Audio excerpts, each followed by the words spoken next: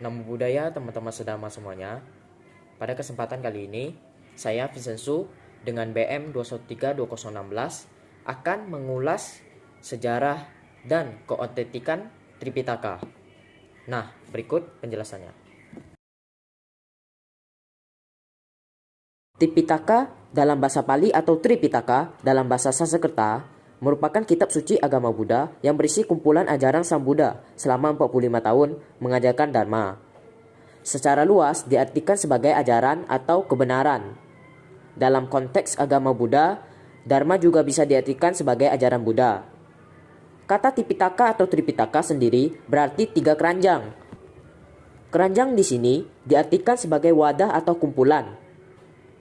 Ketika kumpulan tersebut adalah kumpulan ajaran tentang Winaya, disiplin moral, Sutta, khotbah, dan Abhidhamma, doktrin.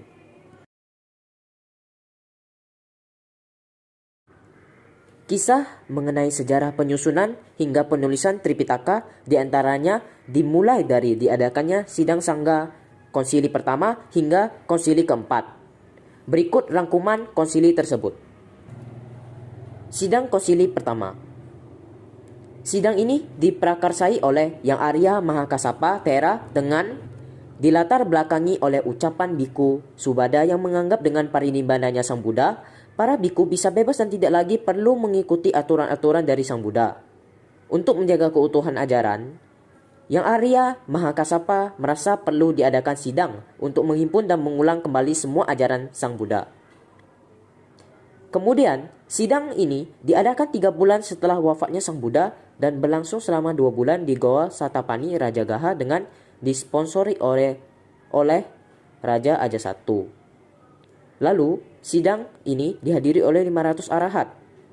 Yang Arya Upali mengulang Winaya Pitaka dan Yang Arya Ananda mengulang Sutta Pitaka. Dan pada sidang ini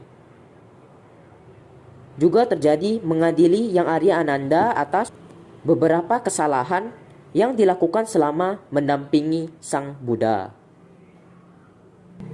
Sidang konsili kedua. Di sidang ini dipimpin oleh Yang Arya Revata dan dihadiri 700 arahat.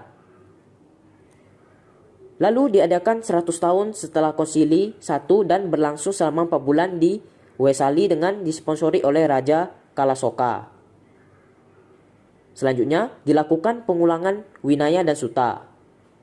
Kemudian terjadi perbedaan penafsiran Winaya hingga terbagi menjadi 2 aliran, yakni Mahasangika dan Stawirawada yang nantinya merupakan cikal bakal aliran Mahayana dan Theravada sekarang. Sidang konsili ketiga.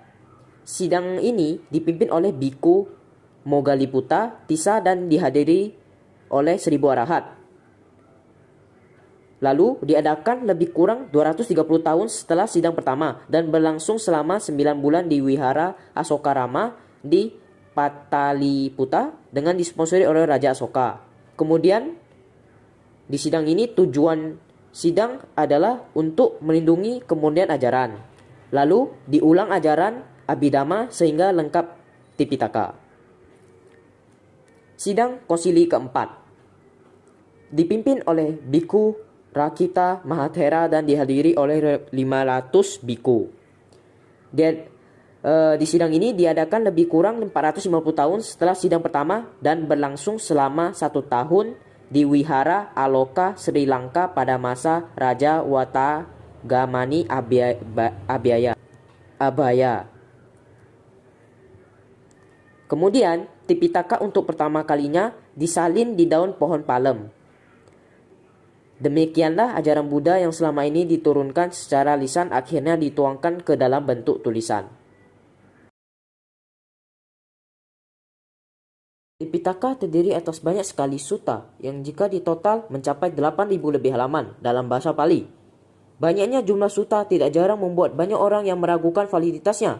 Karena mengingat pada awal perkembangannya, Tipitaka dilestarikan secara turun-temurun secara lisan. Hal ini bisa dipahami karena bagi kebanyakan orang, menghafal jumlah sutta yang sebanyak itu adalah hal yang tidak dimungkinkan. Keraguan tersebut bisa dijawab oleh adanya biku-biku pada zaman sekarang yang mampu melafalkan keseluruhan isi Tipitaka, bahkan mampu menjawab pertanyaan-pertanyaan yang terkait isi Tipitaka. Biku-biku tersebut dikenal dengan sebutan Tipitaka Dara. Pada Konsili Sangha ke-6 di Myanmar, Mingun Sayadaw Ashin Wichita Sarabiwamsa berhasil melalui serangkaian uji pelafalan Tipitaka dan berhasil menjadi biku pertama yang mendapat predikat Tipikadara. Sejak saat itu, sudah ada beberapa biku yang juga mendapat gelar Tipitaka-dara.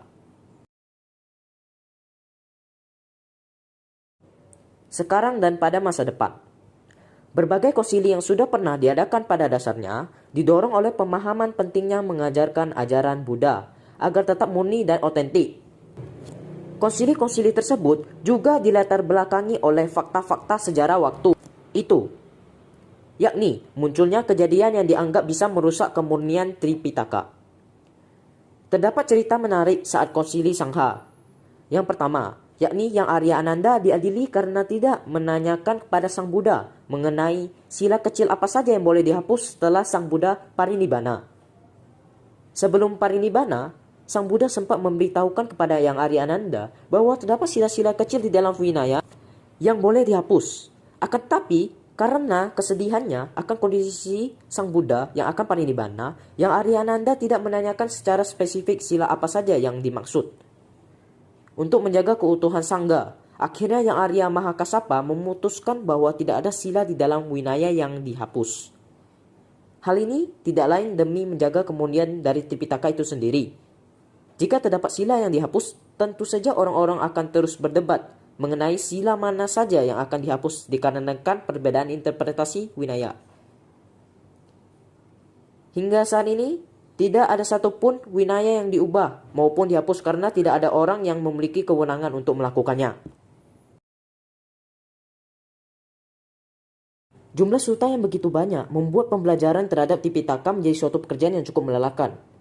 Jika kita berusaha untuk membaca semua sutta yang ada, tentu saja akan sangat banyak waktu dan energi yang dibutuhkan. Oleh karena itu, kita perlu memulai dari memahami kerangka penyusunan Tipitaka. Kemudian kita bisa dengan mudah menentukan sutta mana saja yang sesuai dengan persoalan yang sedang dihadapi. Cara lainnya adalah memulai dari sutta-sutta yang selama ini sudah terkenal dan sering dibabarkan oleh anggota Sangha kepada umat awam dalam berbagai kesempatan.